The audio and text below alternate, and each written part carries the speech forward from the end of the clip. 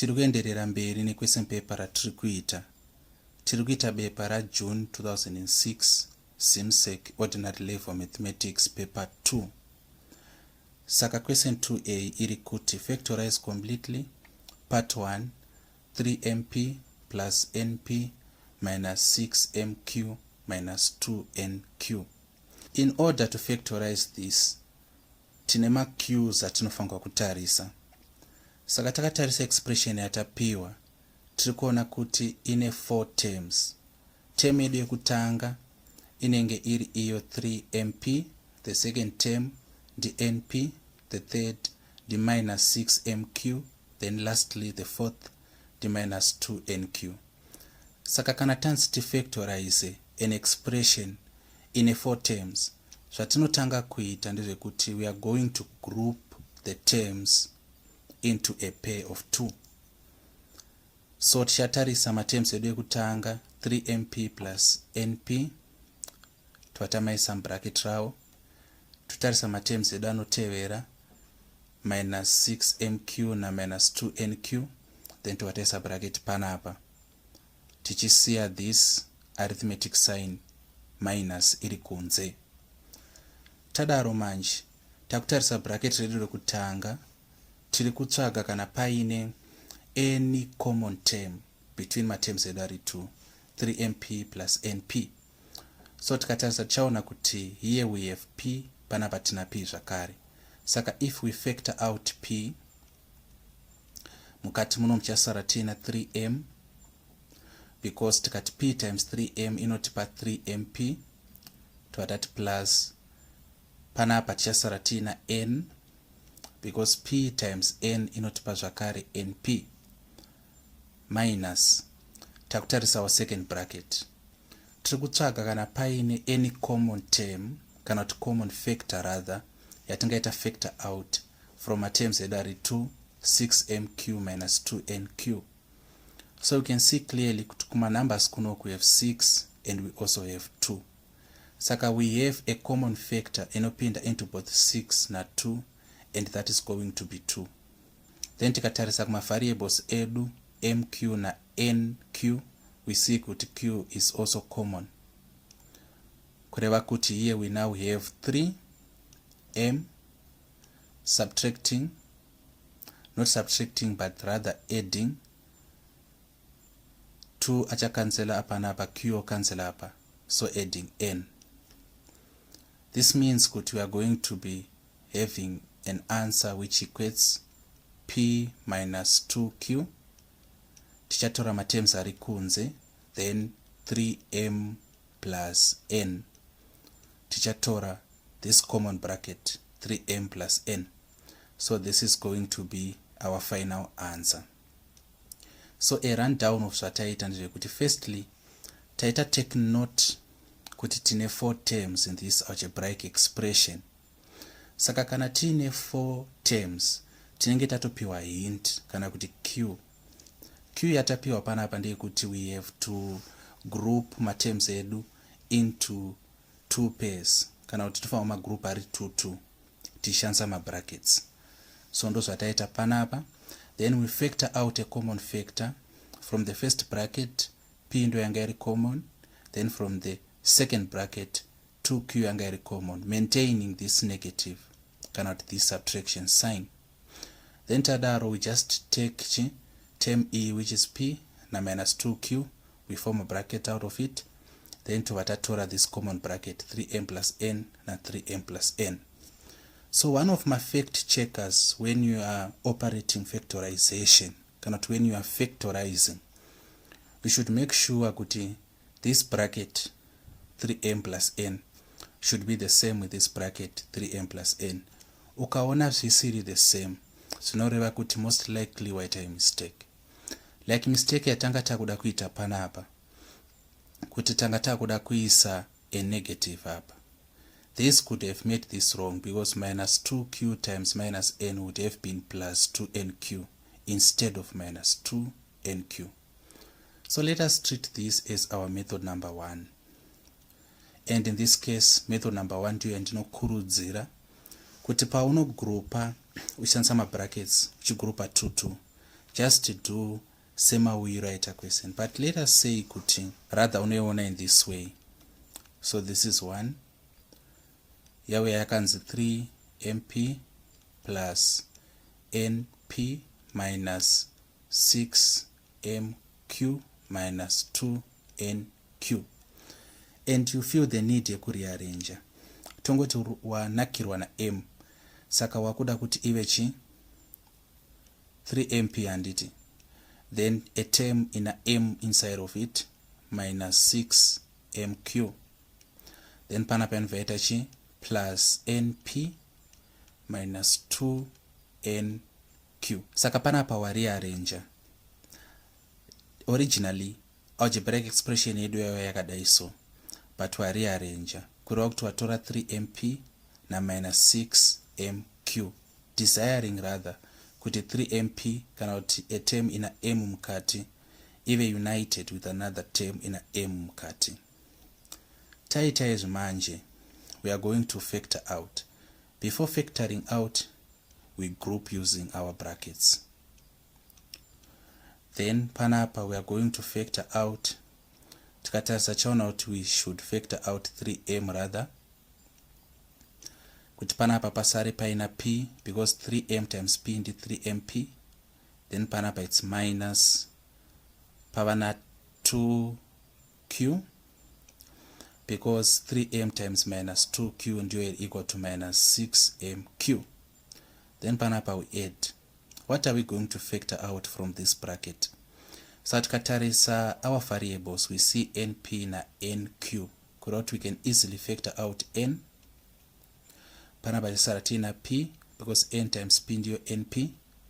Then minus panapa tisara tina 2q, because n times minus 2q ndio equal to minus 2nq. Tada iso, then we factor check. Turikona kuti this bracket is p minus 2q as is this bracket. Kureva kuti we can just collect my terms ari kunze and form a bracket out of them. Saka panapa is 3m plus n, then also p minus 2q. This becomes our final answer again. So muka compare this answer from method number 2. So this is our method number 2. And this answer from method number 1. Muchawana similarity, because here we have this bracket p minus 2q, which is also this bracket. Here we have this bracket 3m plus n, which is also this bracket. So what do I advise? You know kuti as an instructor in mathematics, kana ndichiweka ma questions aya ndinokupai ma options. Method 1, method 2, sometimes I can even get to method number 3. So ndinozviitira ndezvekuti ndoda kukupai a choice. You have to choose which method suits you well. But also as an instructor with some experience with ordinary level mathematics, I should also exercise discretion pakukuudzai the best method, kana kuti the method I think is best for you. So in this case, I think it's best kushandisa method number 1. For the simple reason yekuti you do not have to rearrange. Because in rearranging, unogona kuita mistaken ma signs, especially ma negatives, and distort your answer altogether. Saka ukaona ma terms ari 4, you get a hint yekuti pachada kuzo gadzirwa ma pair tichishandisa ma brackets, usa rearrange. But if you feel the need yeku rearrange, method number 2 is here to prove kuti ukazviita correctly, you are still going to arrive at the answer. Let us now go to the second part of 2a. 2a zvakare, the second part iri kuti we have to factorize completely. This time tena 16 minus 9r squared. Saka tikuda kufactorize 16 minus 9r squared. Saka zvatinofanira kutanga taita, kana kuti yatingati intuitively, kana kuti your first line of thought, vanofanira kutanga kufunga when you see two terms and you need to factorize, kutsvaga if there is any common factor yaunofanirwa kuita factor out. Saka tikatarisa our two terms here, our first term is 16, then our second term is 9r squared. take note that technically our second term is minus 9r squared, but for the sake of simplicity tichangoti our second term is 9r squared. Saka tikatarisa 16 maybe tongo separate panapa toda kutarisa the number in this term kuda kuti 9. 16 na 9 hazvina common factor. Hatina number inodivide into 9 without leaving a remainder inodivide zvakare into 16. Because for example tikatora ma factors of 9, maybe let us do it. Tikatora ma factors of 9 kurama numbers esa anodivide into 9 without leaving a remainder. 1 is a universal factor. Then we have 3 inopinda into a 9, 3 inopinda muna 9 without leaving a remainder, after which we have 9. Atopera ma factors of 9. Ngatitorei ma factors of 16. Saka we have 1 as a universal factor, then we also have 2 panapa, 3 apinde, 4 anopinda, 5 apinde, 6, 7, 8 is therefore 16, then we have 16. So tikada kukombea panapa tisinga consider 1 because 1 is a universal factor, saka hana an effect here. Tukona kuti panapa the factors of 9 we have 3 na 9, and panapa of 2, 4, 8, 16 azitopindirani hapana kana matching kana. So because of that here manje takatarisa panapa 16 haina a variable attached to it, it's just a constant. Then panapa 9r squared ndiyo ine variable attached to it. So if we are going to find any common factor tangachifangwa kuiwana on the side of numbers, but since my numbers edu are unrelated when we talk of factors, so we do not have anything to factor out, we have to think of something else. What do we have to think of? Saka we have a concept in mathematics in the difference of two squares. It's called the difference of two squares. In the difference of two squares, we have two squares. Tina a squared as our first square, ichi subtract b squared as our second square. A squared minus b squared inenge iri equal to bracket a minus b bracket a plus b when it comes to factorization. Saka using the difference of two squares, kana tichida kufactorize a squared minus b squared, our answer is going to be equal to a minus b or bracket a minus b then bracket a plus b. If you want to prove this, which we are not going to do here, unogona kuexpanda my brackets I am sure, I assure you, dare me, kuduchadzokera pana a squared minus b squared, because this is a law, this is a rule which has been proven and determined when it comes to the factorization of two squares which are subtracting each other basically. Saka tiri pano manje trying to apply the difference of two squares. Kutanga tukutoona kutoti somehow tine resemblance yekuti 16 minus 9r squared zvino satisfy the difference of two squares. Why? Because of this minus. Vakuru vakati kuudza mwana upedzisira. Saka kunyangwe ichinzi difference of two squares, I think it necessary to reiterate kana kuti kudzokorodza kusimbisa kuti difference of two squares inongoshanda kana tina minus. Yanzi difference. The other term for subtracting is finding the difference, remember. So 16 minus 9r squared kama yanazaka katoti yenda kuti maybe difference of two squares ingashanda. So atakuchiita panapa ndezvekuti takuda kuconverta 16 into a square, to converta 9r squared into a square. Saka 16 afango kunetsa tukuda isingle number yekuti tika multiply that number by itself ichatipa 16, and it does not take rocket science to know kuti number iya tukuda ndi 4, because 4 times 4 ndi 16, so tikati 4 squared andika saka ta replace 16 na 4 squared twadati minus, then kuna 9 achati netsa ere ko 3 times 3 as 9 kureva kuti cha replace 9 na 3 squared, then r icharamba irichi r squared. Tada is so much, we are now going to apply the difference of two squares. zvinoreva izvo kuti this one is equal to a minus b ndi 4 minus 3r. Saka a minus b panapa tina a squared minus b squared, asi our first bracket rina a minus b, kureva kuti tichangotora term e without the square 4 minus this term without the square, kana the squares actually, so it's 3r.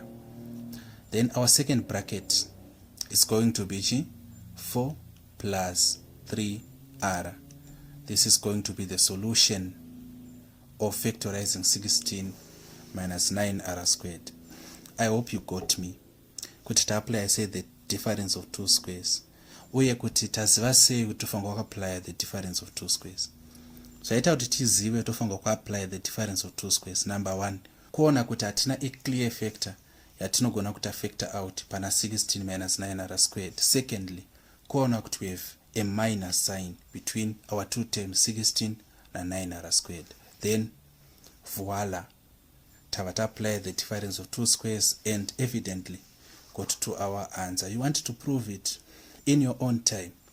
Expand bracket 4 minus 3r multiplying bracket 4 plus 3r and dare me kuti our 1 4 squared minus 3 squared r squared. Let us now go to 2b. 2b iri kuti it is given that a, let us write this formula, a is equal to pi r, so vasanzi h squared minus r squared. So it is given that a is equal to pi r bracket h squared minus r squared. Then part 1 iri kuti make h the subject of the formula. Saka kana chida kuita make h the subject of formula, zvoreva kuti tofanirwa kuti h asare ari ega ku either right hand side kana left hand side, then zvimwe zvese zvonorongedzwa mathematically so kune rimwe side. Saka toda kuti h asare ari zano ndoga kana kuti h asare ari zambiri ngamunyemba ku side 1, then rimwe side tounganidza zvinhu zvese. Saka problem yatinayo panapa basali 1 ndeye kuti a iri equal to pi r and h squared minus r squared. H yedu yagara itori mubracket. Saka ngatimbozamai kubvisa pi r. Tinoibvisa sei pi r? Kuti tikadivhaita kuno kuna pi r. Zvinoita ka pi achacheka panapa, r ocheka apa. But zvataita ku right handozvatofunga kuita ku left kuti nzive fair. Remember, we are in an egalitarian society in quotes. Saka panapa tichadivhaita futi nani na pi r kuti zvibalance. Saka tavana ngatipidigure kuitira kuti tione zvatiri kuita. Tavana h squared minus r squared is equal to a over pi r. Saka tangotanga nekunyora zviri kunoku tikazoti zviri equal to a over pi r. Okay, tiri pano todini? Alright, todai toda kusara na h. Saka minus r squared ngavajambe ka equal sign, but pavanojamba equal sign remember kuti vanobva va positive because vari negative ka panoitika ka change of arithmetic signs, kureva kuti h squared iri equal to a over pi r, vambenge vari rombe vari minus r squared, vakuya kunoku vari positive vavambinga plus r squared. But hatisati tawana h ka tina h squared not h. Saka kuti tibvise ka 2 kanaka tinointroduce the square root like it. Zvine ka logical sense mukati kuti toda kubvisa square toisa square root. But since tishandisa this logic kana this law yekuti itira maside ese kuti zvifambe, zvoreva kuti kuno kuti tichaisawo square root. So the square root of h kunoku kana the square root of h squared and h is equal to the square root of a over pi r plus r squared. Hapana kwachakwanisa kuenda because expression iri mukati a over pi r plus r squared cannot be further simplified. So this is going to be our answer. Saka panapa tinga highlighter chi. Chatingatongo highlighter is knowing what the subject of the formula is. The idea ndeyekuti h toda tasarari ega tounganidza zvimwe zvinhu kune rimwe side mathematically. Saka tashandisa laws of mathematics. Panapa divide with pi r to cancel out pi r. Do the same here. Transference ikachinja sign from a negative r squared to a positive r squared. Then kubvisa this square, introduce a square root which we did both sides, and h is equal to the square root of a over pi r plus r squared. So in our part 1 of 2b, taona kuti h is equal to the square root of a over pi r plus r squared. Takuda kuita the second part, but the second part iri kuti find the value of h when a is equal to 330. So a is equal to 330. Ndobva taudzwa kuti r is equal to 7. Takaudzwa zvakare kuti pi is equal to 22 over 7. Adding to the reason why tisina kuisa plus or minus panapa, we can see even without giving much thought kuti somehow this formula has something to do with equals, because tina pi, possibly r iri kumirira radius, maybe h iri kumirira some height of sorts, maybe a in the area, but pi inototiudza kuti tine macircles in question. And kana tine macircles, can we have negatives when we talk of circles? Atina, we cannot have negatives. That's why ndichiti usanyorako plus or minus unless ukatarisa paquestion pako ukaona indication yekuti pangangova negatives, like question yepa part 2 yanga yakanzi find the values of h. That could have been a q. So in mathematics we have q's. Some might want to know kuti kana chiti q spelling yacho ichi, it's cue, a q. Q hint, and it's a key yekuonera kana kuti vamwe vangati kunyubwira, andika kuonera kuti chii chingadiwa. Saka we have q's in mathematics. Here we don't have a q to suggest kuti a can be negative. Saka tiri pano, in order for us to find the value of h, we are just going to substitute. Saka kana chisubstitute tiri kuti pana a tichaisa 330, ticha replace a na 330. Pana pi tichaisa 22 over 7 times. By the way, tine video ratagadzira chiexplaina pi kuti inobva kupi, inoreve, inoshandiswa papi. If you are interested, you can check in our YouTube channel or in the comments section of this video. We might make it available as a link. Then r yedu ndi 7 tikuti plus r ndi 7 squared. Alright, ngatisolve zviri muno mutoni. Saka 7e yakutocheka 7e kuti pa base pedu kana kuti pa denominator takutosarawo na 22. Saka panapa tina 330 over 22 plus then 7 times 7 then the 49. Alright, saka h iri equal to, panapa tiri kuda common factor inopinda into both 22 na 330. Saka kana muchiziva 11, fascinating, multiples 11 are fascinating, because akaita say multiples 11 anongotiwo 11 over 22 over 33 over 44 over 55 40 66 77 88 99. Imagine uchifunzwa izvi mental work kana kuti times table yarovera 1 primary yayo ukufunzwa kuti 8 times 11 88. You see, it's one of the easiest multiples. So because of that, tingangoona kuti tikaisa 11 muno achaita 2. Then tikaisa 11 muna 33 achaisa 3, 11 muna 0 anoita 0. Kureva kuti panapa tasarwa tina 30 over 2 plus 49, of which 2 into 30 kana kuti after 30 ndi 15. Kureva kuti h is equal to the square root of 15 plus 1 plus 49. Katimboona kuti 15 plus 49 inotipa chi, saka 49 na 15 tikati 9 plus 5 tichawana 49. 9 10 11 12 13 14 kuverenga kwakanaka dzimwe nguva kuti uconfirme because hatidi lose mamarks, remember.